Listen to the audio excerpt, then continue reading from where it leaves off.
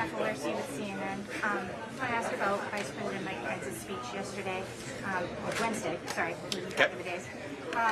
He called on Republicans not to follow the siren song of populism and that it's replacing traditional conservatism. Do you think he's wrong about the state of the party? And then did you take the speech personally at all? Because he did mention Trump and you alluded to you. So I don't take anything personally. You can't do that in this sport of politics. I think he's a good family man, and there's always something I'm going to find to respect about each of my colleagues in this race, and that's what I'll call them, as colleagues. I think he's dead wrong. A little bit of Rip Van Winkle problem here in the Republican Party, reciting slogans memorized 40 years ago that are inadequate to 2023. The reality is, the thing that made Reagan such a great president is that he did what he needed to do in his era to address the unique challenges of his time. Slashing taxes, government regulations.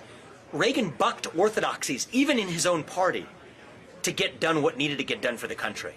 So I think the way we celebrate that legacy of Reagan is by behaving in that same spirit of uniquely meeting the challenges of our time, rather than parroting memorized slogans that don't match up to an era in which communist China, rather than the USSR, is the main threat that we face, that we're economically dependent on that enemy for our modern way of life, that the administrative state is a greater source of threat to liberty than Congress or the laws that are passed through the front door, that government tech censorship is a greater threat than even direct government censorship, using tech companies to do through the back door what government couldn't do through the front door.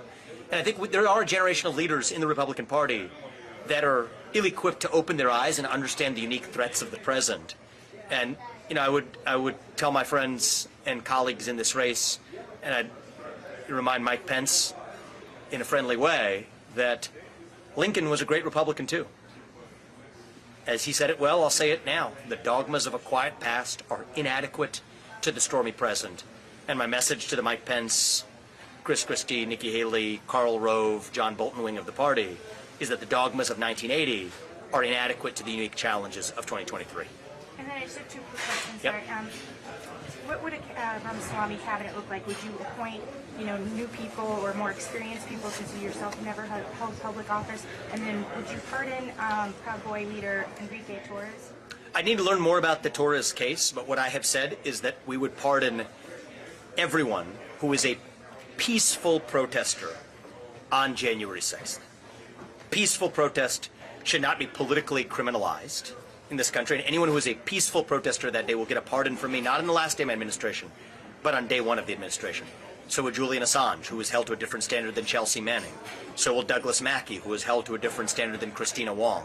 So will Donald Trump, who's been held to a different standard than his political opponents. So that's what day one would look like in terms of pardons. What was your other question? Your cabinet. Cabinet. So I think the cabinet will be comprised of people with greater experience in the federal government than me, but people who share my fundamentally anti-government posture towards the administrative state, and also share my actual realist vision of foreign policy. It's going to look very different than the kind of people who currently staff the Biden administration, but even those who have staffed many others in the Republican administration. For example, though there may be some similarities, not exactly the same, but a lot of similarities between mine and Trump's foreign policy, there's no way John Bolton would be my national security advisor. And so there are going to be some serious changes that I make in making sure that the people who we put in those positions are actually aligned with the agenda that I'm advancing, something that I think we have room for improvement on, frankly, in how we lead the America First movement. Guys, we have time for one more. Okay. We'll give you